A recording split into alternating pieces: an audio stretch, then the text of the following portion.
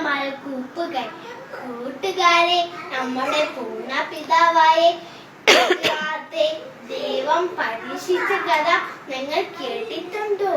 കേട്ടിട്ടില്ലെങ്കിൽ ഇതാ കേട്ടോളൂ.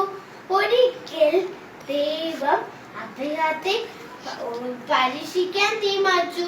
ദൈവം അദ്ദേഹത്തിനോട് പറഞ്ഞത് എന്താണെന്നോ? അദ്ദേഹത്തിന് ഏറ്റവും ഇഷ്ടമുള്ള മകനല്ലേ ഇസഹാക്ക്. ആ ഇസഹാക്കിനെ ദൈവത്തിന് ബലി കഴിക്കണമെന്ന്, ദഹന ബലി കഴിക്കണമെന്ന് ദൈവം പറഞ്ഞു. ദഹന ബലി എന്താണെന്ന് നിങ്ങൾക്ക് അറിയാമോ?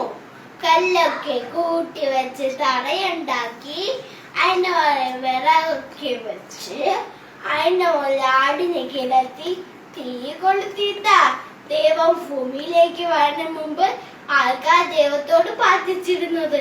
അങ്ങനെ പ്രാർത്ഥിക്കുന്നതിന് ദഹനബലി എന്ന് പറയുന്നത്. എന്നാൽ ഇപ്പോ ദൈവ അബ്രാഹാമിനോട് പറഞ്ഞതോ ആട്ടിൻകുട്ടിയെ ബലി കഴിക്കാനല്ല, ഇസഹാക്കിനെ ബലി കഴിക്കാനാണ്.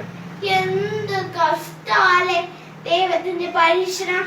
അബ്രഹാം ദൈവം പറയുന്ന പോലെ തന്നെ ചെയ്യാൻ തീരുമാനിച്ചു.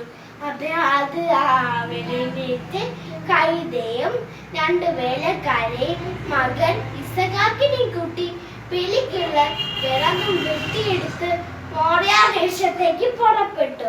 3-ാം നാൾ ആടെ എത്തിയപ്പോ അബ്രഹാം വേലക്കാരോട് പറഞ്ഞു, ഞങ്ങൾ കൈതയുമായി ഈരം നിൽക്കുക, ഞാനും ഇസഹാക്കും പോയി ദൈവത്തെ ആരാധിച്ചു വരാം. അബ്രഹാം ഇസഹാക്കിന്റെ മുകളിൽ വെച്ചു, ചുമലിൽ വിറക് വെച്ചു. കത്തിയും തീയും അബ്രഹാം തന്നെ പിടിച്ചു. അവർ മുന്നോട്ട് നടന്നു.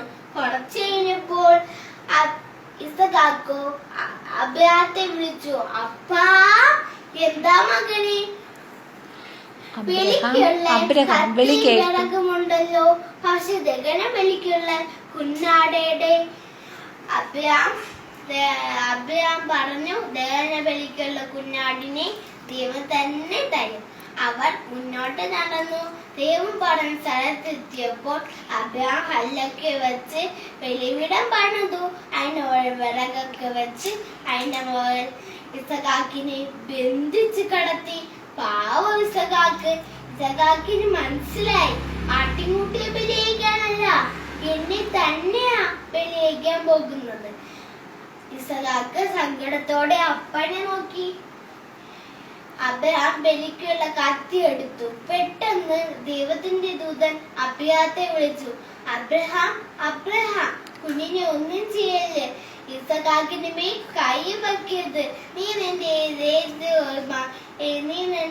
ദൈവത്തെ ഭയപ്പെടുന്നുവെന്ന് എനിക്ക് മനസ്സിലായി. കാരണം നീ നിന്റെ ഏകമകൻ ഇസഹാക്കിനെ ബലി കഴിക്കാൻ മടി കാണിച്ചില്ല.